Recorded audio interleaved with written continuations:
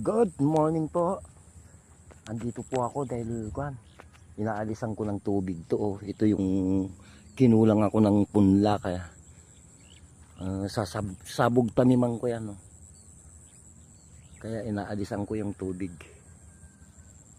Hanggang dito sa kabila isang kahon din dito. Ito malalim pa. Pero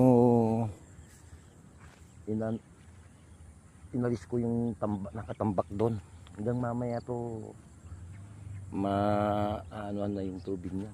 Tamang-tama sa hapon sasabog ko na. Hindi pwedeng may tubig pag nagsasabog tanim ka. Mamamatay yung palay. Hindi tutubo, mabubulok. Dapat ganito lang siya. Ganyan. Ganyan po. Tinulag ko sa kwanto. Doon sa Tarlac.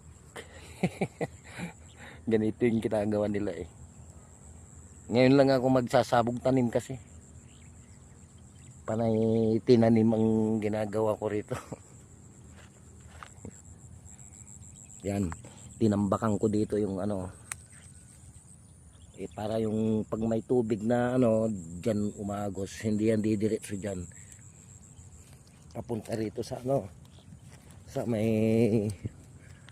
merong tanim. Yan. Di nakasipti yung sabog taniman ko ginaya ko pa yung malayong lugar. Hindi ako gumagaya dito. Gagayain ko sila pag tumatama yung ginagawa nila. Hindi naman tumatama. Magaling lang silang magsalita. Ayan dito yung pan ng mais ko. Ngayon ito naman yung bagong tanim na mais.